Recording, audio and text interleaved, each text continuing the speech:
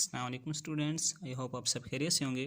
Students, जैसा कि आप जानते हैं कि हम एक्सरसाइज 2.5 कर रहे हैं सेकेंड ईयर मैथमेटिक्स की बुक से।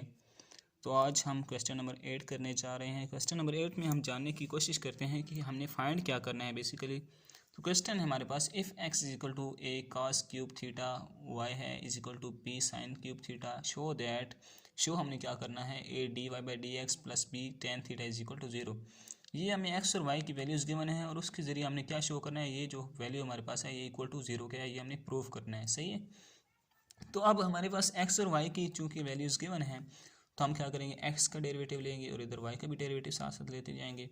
एक्स का डेरिवेटिव हम लेंगे D x by d theta, दोनों साइडों पर डेरिवेटिव लेना है ना। अब डी थीटा क्यों लिया है, थीटा के रिस्पेक्ट में डेरिवेटिव क्यों ले रहा हूँ, क्योंकि हमारे पास फंक्शन जो है वो थीटा में है। सही है। तो अब स्टूडेंट्स देखें, d x by d theta is equal to, अब ये जो है ये कांस्टेंट है। तो जब भी हम डेरिवेट करते हैं किसी भी वैल्यू को तो कांस्टेंट हमारे पास बाहर आ जाता है। मसलन मैं कोई एग्जांपल देता हूँ, अब हमें एक्स 2x का डेरिवेटिव करना पड़ता है। 2x में 2 हमारे पास क्या है, कांस्टेंट है। सही है। हम जब इसको डेरिवेट करते हैं D by d x into 2x करते हैं तो डेरिवेट करते वक्त जो ये 2 है ये बाहर आ जाता है, 2 बाहर आ जाता है तो हमारे पास क्या रहता है, d x by d x 1 आता है तो ये बन जाता है 2 इंटू 1 इज इक्वल टू 2, हमारे पास आंसर रह जाता है। यानी कि कांस्टेंट डेरिवेटिव से बाहर आ जाता है, ये इसका रूल है।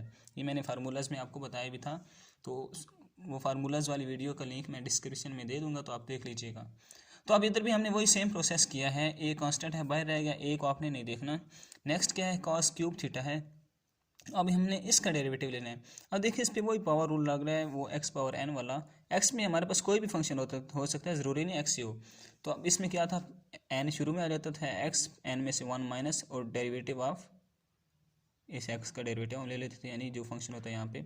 अब इधर हमारे पास एन क्या है, 3 है, 3 शुरू में आ गया कॉस। अब एन में से यानी कि 3 में से 1 माइनस करेंगे तो हमारे पास 2 रह जाएगा, 2 मैंने लिख दिया। डेरिवेटिव ऑफ कॉस थीटा, यानी कि ये देखिए यहाँ डेरिवेटिव ऑफ एक्स था, यहाँ कॉस थीटा का डेरिवेटिव लिख लिया मैंने। हमारे पास क्या बन जाएगा, ये 3 एक मैंने ऐसे ए को इधर साथ लिख दिया, 3a cos square theta. Cos theta का डेरिवेटिव होता है माइनस साइन थीटा, ये हमने फार्मूलाज में पढ़ा था। सही है। ये d x by d theta हमारे पास फाइंड हो गया। नेक्स्ट है y is equal to b sine cube theta है, दोनों साइड पर डेरिवेटिव लिया, d y by d theta, यहाँ भी थीटा की रिस्पेक्ट से करें क्योंकि थीटा फंक्शन है, इज इक्वल टू, अब यहाँ पे बी कांस्टेंट है बाहर आ जाएगा, सेम प्रोसेस है। यहाँ पे हम क्या करेंगे, नेक्स्ट हमने वही प्रोसेस करना है, 3 पावर है शुरू में आ गई, sine theta as it is, power में से 1 माइनस करेंगे 2 आएगा, साइन स्क्वायर थीटा और डेरिवेटिव ऑफ साइन थीटा आ गया। सही है। ये बनेगा 3b साइन स्क्वायर थीटा और साइन थीटा का डेरिवेटिव होता है कॉस थीटा, ये हमारे पास d y by d theta भी आ गया। अब देखिए प्रूफ में हमें क्या चाहिए, d y by d x, हमारे पास क्या आ रहा है, d x by d theta, d y by d theta. तो हमें फाइंड क्या करना है, d y by d x. तो हम वही सेम रूल अप्लाई करेंगे स्टूडेंट्स जो हम अप्लाई करते थे, चेन रूल हम अप्लाई करेंगे। D y by d x किसके इक्वल बनेगा, d y by d theta multiply d theta by d x. अब देखिए स्टूडेंट, हमने फाइंड किया D x by d theta, लेकिन यहाँ पे मैं लिख रहा हूँ D theta by x D x. क्यों लिख रहा हूँ, क्योंकि ये देखिए हमें डी एक्स नीचे चाहिए तो मैंने डी एक्स को नीचे लिखा है। सही है, उस हिसाब से लिखना पड़ता है हमें।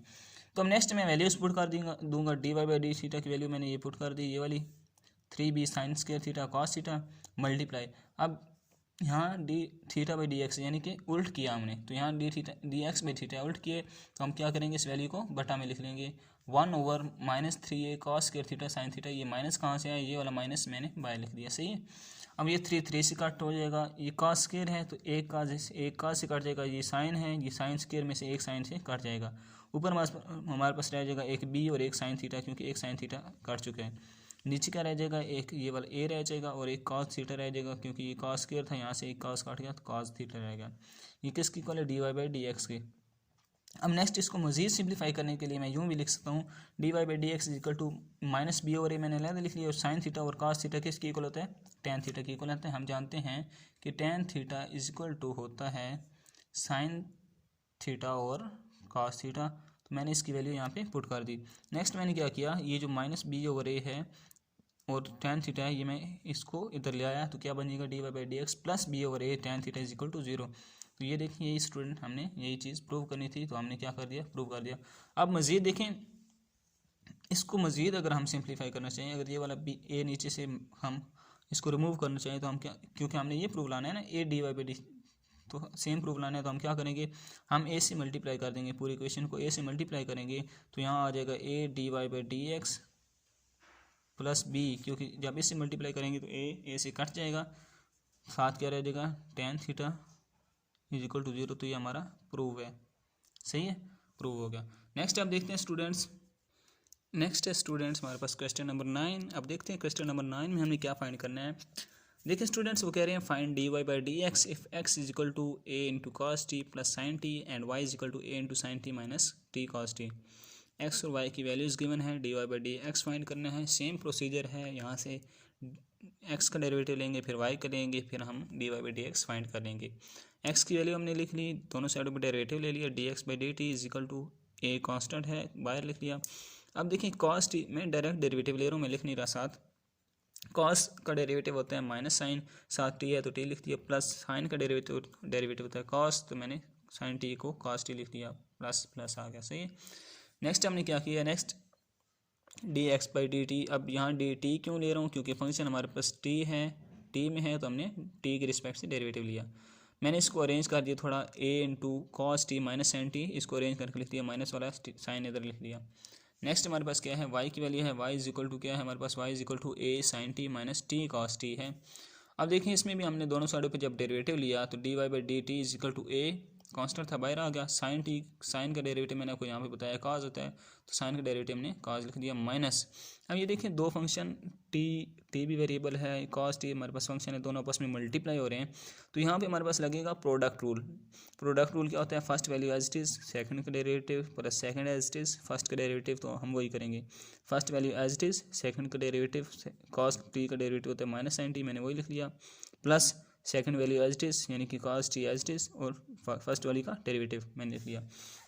तो क्या बनेगा, d y by d t is equal to ये वाला ए एज इट इज़, ये कॉस टी आ गया, ये माइनस इस माइनस से मल्टीप्लाई होगा तो हमारे पास प्लस बन जाएगा, ये बन जाएगा टी साइन टी, और ये वाला माइनस जब इस प्लस से मल्टीप्लाई होगा तो माइनस कर देगा इसको, ये बन जाएगा माइनस कॉस टी, ये वाला कॉस टी, और ये D t by d T क्या बनता है, 1 बनता है, 1 आ गया, सही है। हमने फाइंड करना है d y by d x, हमारे पास आ रहा है d x by d t और d y by d t, तो सेम प्रोसीजर करेंगे, वही चेन रूल लगाएंगे, by chain rule, d y by d x equal to d y by d t multiply d t by d x आ गया, d Y ऊपर है d x नीचे है, तो हमने चेन रूल अप्लाई कर दिया।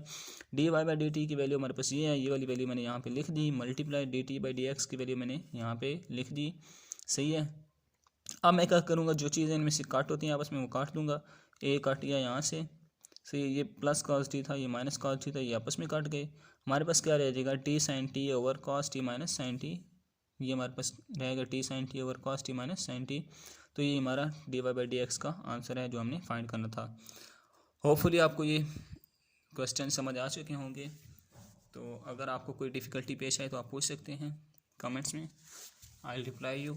एंड मैंने पूरे चैप्टर नंबर 2 का जो सलूशन है, जो तमाम एक्सरसाइज के जो भी क्वेश्चन हैं उनका सलूशन, उनका जो लिंक्स हैं, उन तमाम वीडियोस के लिंक्स मैंने एक वीडियो के डिस्क्रिप्शन में दे दिए हैं, तो वो जो वीडियो है उस वीडियो का लिंक मैं इस वीडियो के डिस्क्रिप्शन में आपको दे दूंगा।